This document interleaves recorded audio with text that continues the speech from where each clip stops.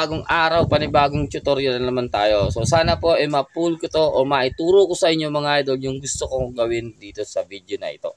So ang gagawin natin dito mga idol, subukan natin mga idol, sukatin yung ating distance ng target natin gamit yung ating scope reticle mga idol. Mapa MILDAT man yan o mapa MOA reticle. So meron po tayong gagawing formula or computations mga idol. So magmamat po tayo ngayon, mag-aaral muna tayo para masukat natin yung distance ng target natin. Ituro ko to sa inyo mga idol na malinaw.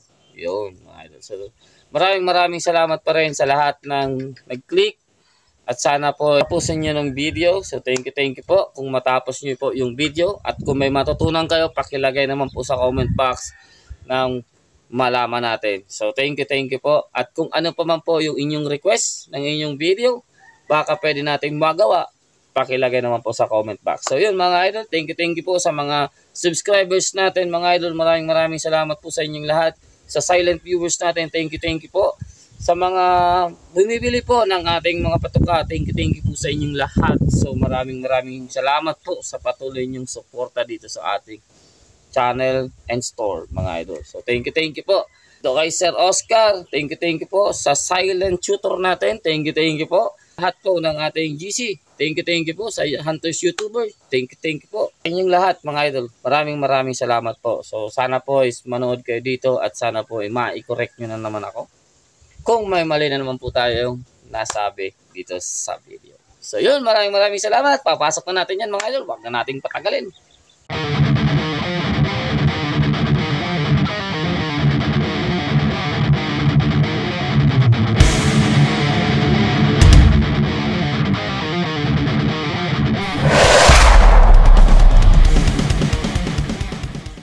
Una sa lahat mga idol is dapat natin alamin mga idol kung ang scope natin is MILDAT or MOA mga idol. Yung reticle niyan mga idol is medyo magulo pero ako din nagugulo kung MILDAT or MOA. So yung MILDAT mostly ganito yung kanyang hugis mga idol. Meron siyang hash mark is 0.5. Tapos yung isang bilog niya mga idol is 1 mil. So ito mga idol, knowing ko dito is 3 mils lahat sila, cross something. Ito naman mga idol is mostly mga ganito yung graph mga idol ng MOA, yung parang ang daming hash mark mga idol tapos iba yung digit niyan mga numbers. So I think nagsisimula yan sa 2, 4, 6 something ganon. So ganyan yan siguro mga idol. Tapos kailangan din natin mga idol malaman yung true magnification mga idol ng ating scope. Ano nga ba yung true magnification o anong tamang term dyan mga idol, paki-comment na lang sa baba. So, yung true magnification mga idol na gusto ko, ang ibig ko sabihin mga idol, is sa MILDAT mga idol is ang 1 mil is equivalent sa 3.6 inches mga idol at 100 yards. So, 100 yards po. So, dapat yung 3.6 inches nyo, makikita nyo yan sa 100 yards, isang mil yan. Ayan. Samantalang dito mga idol sa MOA mga idol is 1 MOA is equivalent of 1.047 inches mga idol. Isang uhit nito. So, ganun yan sa 100 yards. So, para makuha mo yan mga idol, is tulad ng mga local made o China made na mga scope mga idol na wala namang sinasabay na mga specs ng ating scope. So, mahihirapan nga naman talaga tayo. So, ang gagawin natin dyan mga idol is halimbawa itong board na to is 3.6 inches. So, ganun. Ngayon gagawin natin, ilalagay natin to sa 100 yards. So, paano natin gagawin yun? Sukatin lang muna natin ng metros. Manghiram tayo ng metros. Tsagaan muna natin yun mga idol kasi isang beses mo lang naman yan gagawin. So, 3.6 inches nga ito. Ilalagay ko sa 100 yards. Distance ng scope ko is 100 yards na din. So, okay na ako. Ngayon mga idol, paglalaroan natin itong magnification natin. Tsaka yung parallax. Yung parallax is to focus para maganda yung clarity dito sa yung tina-target o tinitingnan. Tapos, yung zoom naman mga idol, hahanapin mo yung sakto ng galaw ng zoom na dapat mga idol etong kanto nandito, tapos etong kanto nandito. So, para makuha mo yung 1 mil. Okay? Pag nakuha mo na yun mga idol, same din dito sa ating MOA. Kaso siya is 1 inch lang. So, dito, pag nakuha mo na, mas mainam mga idol. Kasi mostly may marka naman tayo dito, di ba? So, ang gawin mo mga idol, kung nakuha mo siya ganito, sa 10 point something, hindi umabot ng saradong lagpas ng kaunti sa 10. So, gawin mo mga idol, markahan mo na lang yan mga idol. Pwedeng lagyan mo ng kutsilyo, matanas na bagay, markahin mo ganyan. Para alam mo na yung true scope mo is nandun. Okay? Or lagyan mo ng dot. Kung paano mo naman gawin yan is bahala ka na po. Wag lang masira yung inyong scope. Samantala naman idol, yun lang is applicable po yun sa second focal plane. Yung ibig sabihin po ng second focal plane is yung pag nag-zoom ka po is hindi na gumagalaw yung reticle. Yung first focal plane po is pag nag-zoom ka ng scope, sumasabay po yung ating reticle at ating object. So, sa first focal plane po, hindi na natin kailangan gawin yan. So, sa mga second focal plane lang po natin pwede apply. Yung ganong klaseng maghanap tayo ng 100 yards kasi sa first focal plane is, I believe, mga true. Hindi na kasi gumagalaw yung ano niya, yung reticle niyan. Fix na siya. Fix siya sa target, sa object. Okay? So, ngayon mga idol, tuturuan ko na kayo kung paano natin compute ng distance ng target. So, na-fix na natin lahat, yung scope natin. Alam na natin yung scope natin. Na-set aside na natin yan. Sige mga idol, dito na tayo sa math. Mag-aaral muna tayo. So, dito mga idol, example ko muna. Dito tayo sa Emerald. Kasi ako, Emerald talaga ako. Mildat ako.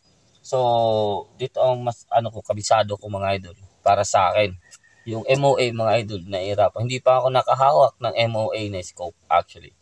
So, pinag-aralan ko, nag-research ako about dito lang. So, dito, matagal na to. So, ito, pinag-aralan ko lang. Pero, yung numbers, mga idol, is kinuha ko yung napagkunan ko, mga idol, ng mga info. So, okay? So, dito na tayo, mga idol, sa ating Emerald. So, halimbawa, mga idol, meron tayong target. Ilagay ko na nga ito, mga idol, sa singtangkad na lang ng tukmo. So, let's say, mga idol, estimate lang, rough estimation. Kasi yung inches, mga idol, inches times 27.77 divided by mil, mga idol, is yan yung formula natin para makuha natin yung distance. So, distance equals inches times 27.77 divided by mil. So, yung mil, eto po, yun, mga mil dots natin dito. So, okay, sabihin na natin, mga idol, kasi alam ko, box lang to. So, sabihin na natin, mga idol, ganito katangkad yung dibdib ng, yung bago magpaa, mga idol, ng chan o dibdib ng ating spotted dove hanggang ulo. Sabihin natin mga 5 na lang para, pero rough estimation lang, mga idol. Sabihin natin 5 inches to, mga idol. So, okay. Ngayon, di mo alam kung gaano kalayo yung distance. So, sukatin natin yon. Di mo alam kung gaano kalayo yung distance na nadapo yung ating target. Lagay natin yan dito. Dito tayo kasi packet yung size natin, mga idol. So, yung susukatin natin is yung height, yung taas. So, dito tayo, mga idol. So, nakita natin, mga idol, is nasa 2 mils. 2 mil dot or sobra. Sobra ng, sabihin natin, may kaunti lang. Kasi ito, mga idol, is 0.5. So, sabihin natin, mga, para may alanganin ba? May alanganin tayo. So, sabihin natin, meron tayong nakitang 2.2 mils. Okay?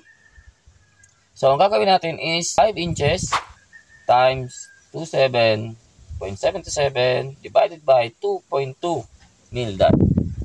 So, ang lumabas dito sa akin, mga hunters, is 63 yards. So, sa may mga range finder dyan, mga idol, try nyo maglagay ng target sa ganung size ng target. Tapos, sa lumabas na output na distance. So, tapos i-range yung mga idol. Kung tama nga ba yung distance or mag-random naglagay kayo ng isang target. Basta, dapat alam natin dito, mga idol, sa tinuturo ko sa inyo, is yung size ng target. So, dapat yung size, mga idol, is approximately or dapat nearest sa true size. Kung sabihin natin yung dub is 6, so sabihin natin yung estimate mo is 5.5. Malayo na nga yun mga idol. Kung kaya mo masukat yung dub mga idol, isukatin mo na. So eto mga idol yung ating distance ng ating target. So halimbawa mga idol, masyadong malapit, 2.2. Tapos nakita mo parang lagpas hanggang 4 mil dots mga idol. 4 mil dots yung target natin. Lapit lang. So ilalagay lang natin ito 5 times 2, 27.77, then 4 mil dots mga idol. So yung target natin is nasa 34 yards mga idol. So may mga butal siya ng something 34.7 mga idol.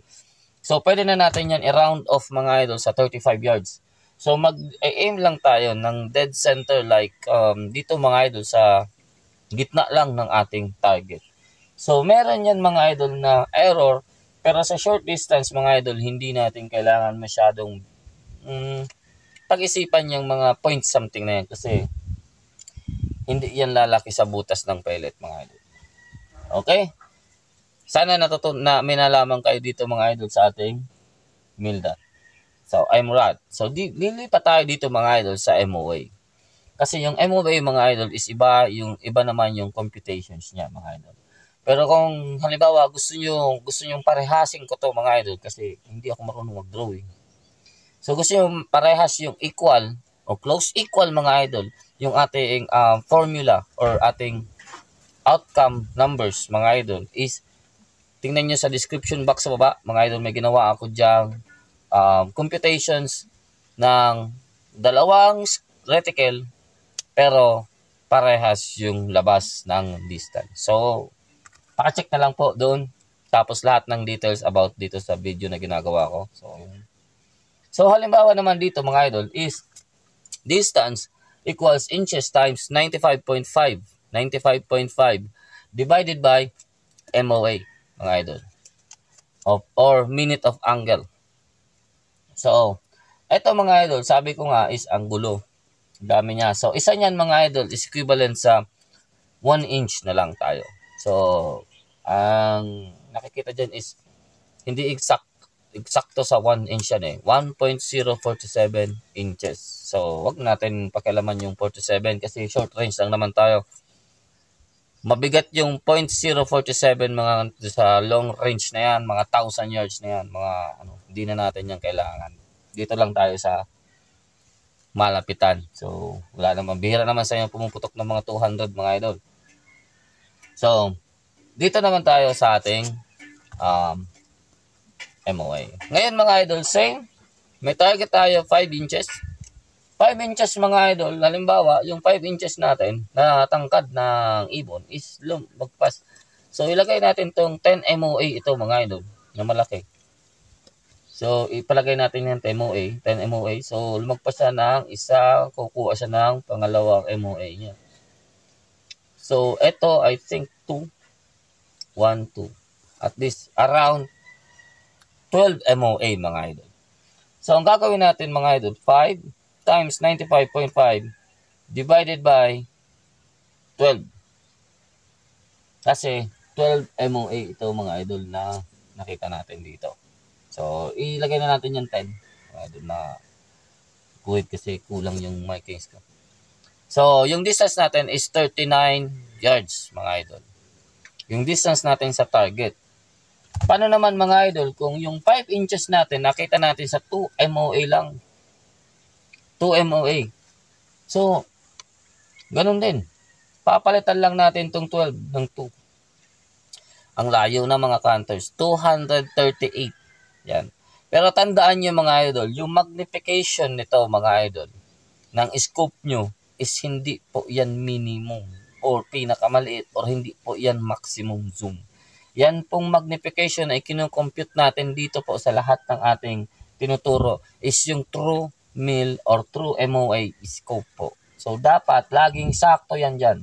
Kaya lalagyan natin ng markings. Pag gusto natin mag-range ng target, dapat ilalagay natin yung zoom natin dun sa marking natin and titingnan natin yung target natin. So, Ganun lang po din dito. Magkaiba lang po yung kanyang constant number or gamit na number niya dito. So, 95.55 po yan mostly. So, ito po is pinag-aralan ko lang kahapon kasi nalilito talaga ako sa graphing ng MOA scope. So, sa mga may MOA dyan na scope mga idol is paki-correct na lang po ako sa pwede kong naisabi dito kung may mali mga idol. Kung halimbawa mga idol, nahihirapan kayo kasi nga magmamat ka nga naman. Paano ka magmamat yan mga idol ng nasa field tayo. So, ang gagawin natin dito mga idol is pag nakuha mo na yung original size mga idol ng inyong target, kung anong target man yan mga idol, bahala kayo. Hindi ko na iisa-isahin dito yung mga tina-target natin mga idol. Kung halimbawa nakuha mo na, gawan mo na sila mga idol ng computations mo dito sa inyong MILDAT. So gawan mo na siya ng halimbawa nakita ko yung target number 1 ko pumasok sa 2 MILDAT. So titingnan mo na lang ngayon dito. Okay. Etong size na to, yung 6 inches na to, natindig. Pag nasa 2 MILDAT, ganito yung distance niya. So, ganun lang mga idol. So on and so forth. Katulad din nito sa ating MOA. So, para hindi na kayo magko-compute pa. So, yung gagalawin nyo na lang is yung inyong scope. Titingnan nyo yung inyong board or yung kodigo na ginawa. Oh, ganito. Ay, nakita ko. Malayo to. Ano MOA to? Malayo to. Halimbawa, nakita mo naman dito, ay napakalapit ang laki. Tingnan mo, baka hindi ka sigurado. Yung mga idol is, yung hindi naman siya exact range estimation, but at least, makahit ka ng target mo mga idol. So, hindi man siguro yan pwedeng mataas yan ng kaunti or pwedeng dagdagan nyo yung numbers mga idol para kung gusto nyo kasi sinubukan ko to mga idol. Ito mga idol, ginawa kong 27.78. Tapos ito naman mga idol, ginawa kong 95.56-57 mga idol. Ginawa kong ganyan mga idol. Halos lagpas lang siya ng gabuhok sa target. Hindi yung target mga idol yung point of impact mo. Halimbawa, dead center dapat. Dito. Halimbawa mga idol, sa na-estimate mong distance dito is dapat ganito yung impact mo sa gitna. Pag dinagdagan mo yan mga idol, ito ginawa kong 78 at ito naman ginawa kong 57 mga idol. Yung impact niyan mga idol o yung target natin ganyan lang. Yan lang sa taas mga idol. So, hindi problema yun mga idol. So, kung halimbawa gusto nyo para hindi kayo mabitin, kasi pag nabitin kayo, alanganin naman. So, magmi-miss kayo. Di baling mataas yung patama natin kaysa sa mababa. So, dagdagan nyo na lang yan mga idol ng number. Ito, gawin yung 27.78 at ito naman gawin yung 95.56-57 something ganun mga idol. Para hindi kayo mabitin sa inyong patama. So, meron pa akong dadagdag dito mga idol at paano ko nga ba ma-compute mga idol yung ating MILDAT to MOA. So, yung 1 MILDAT mga idol is equivalent sa 3.438 mga idol ng MOA. So, yung isang guhit nito mga idol is 3 dito na may gabuhok. So, medyo complicated pero kung gusto niyo makita yung comparison ng computations ko yan mga idol, na close sa sakto, not 100%, sabihin natin mga nasa 98% na computations natin mga idol, is nandyan po sa description box sa baba. So, yung formula, ito mga idol nasa baba. So, pakicheck na rin yan. At kung paano ko gagawin ng lahat ng to, ginawa itong lahat ng to mga idol, is pakicheck na rin ng dyan mga idol. So, kung may mga katanungan kayo, free po kayo mag-comment sa baba. Mayroong problema about dito, mag-comment lang kayo. Sa gusto mag-bash, welcome po kayo. Comment lang po kayo sa baba. I-bash ako ng i-bash. Wala akong basher eh. Pabash naman. So, yun. So, hindi po tayong professional dito. Pero tuturo ko lang po sa inyo. Sana po ay may natutunan kayo ng kahit papaano dito sa ating video. So, thank you po ng marami mga idol, ma'am, sir. Thank you sa inyong lahat. Hanggang dito na lang tayo. Take care. God bless. Peace out. So,